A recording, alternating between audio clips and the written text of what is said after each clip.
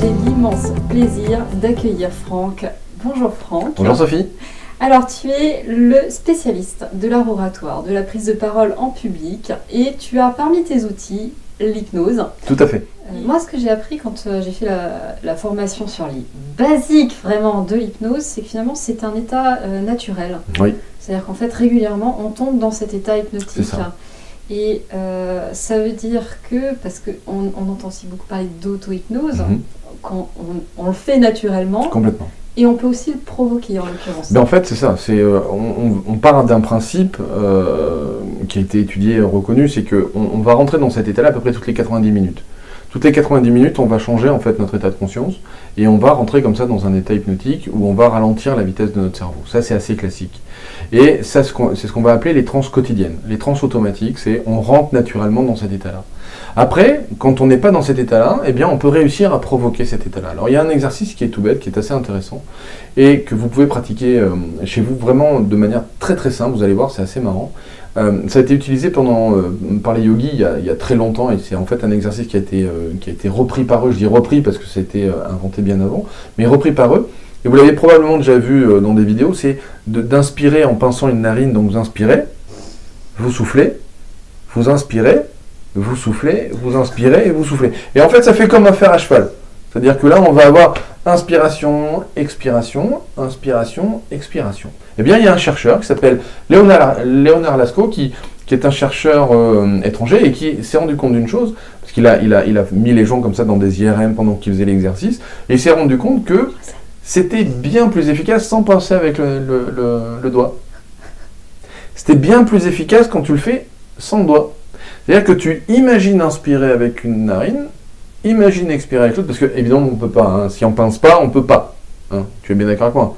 On ne peut pas inspirer qu'avec une narine quand j'en ai pas une de bloquée. C'est pas possible. Mais mon cerveau va faire en sorte qu'il donne une forme de réalité à cette situation. C'est-à-dire qu'en fait, si je l'imagine, eh bien mon cerveau va faire comme si c'était vrai. Oui, c'est ce que j'ai expérimenté effectivement.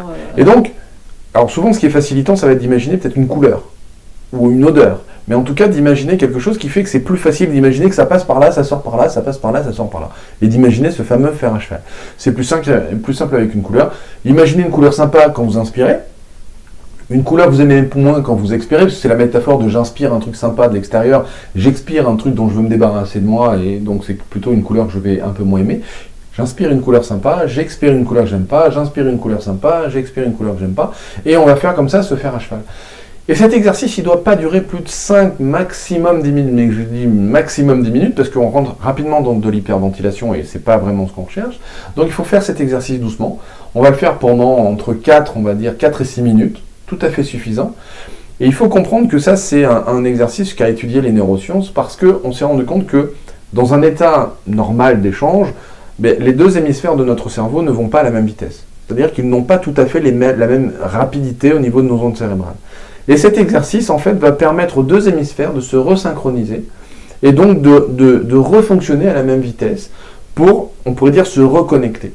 Et à partir du moment où les deux se reconnectent, les deux hémisphères se reconnectent comme ça, eh bien, on va se sentir plus apaisé, plus zen, plus cool, plus tranquille. Et ça, c'est un exercice que je vais expliquer, apprendre quasiment à tous les stagiaires que je vais avoir ou à tous mes clients que je vais avoir quand ils viennent et qui me disent « Moi, prendre la parole en public, c'est impossible » ou « Moi, dans une réunion, j'arrive pas à lever la main pour parler de quelque chose » ou « Voilà, moi, j'ai une idée à présenter ou un projet à présenter à des collaborateurs et je suis incapable de me présenter à côté du paperboard, etc. etc. » Ça, c'est un exercice à faire qui prend à peine 5 minutes.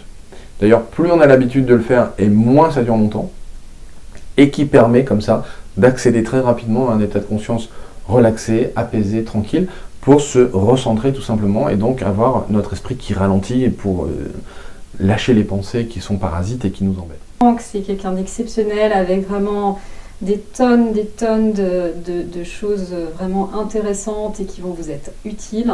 Alors ceux qui veulent en savoir plus, où est-ce qu'ils peuvent te retrouver? Bien, le plus simple, c'est vous faites frankmarchex.com, tu pourras mettre sous la vidéo ou dans les descriptions comme tu voudras. frankmarchex.com et là vous pourrez voir les autres vidéos que je propose, enfin voilà, tout plein d'infos, j'espère qu'ils pourront vous plaire. En tout cas, merci Sophie pour ton accueil. C'est moi, merci beaucoup Franck. Super. À bientôt pour une prochaine interview. Bye. Ciao.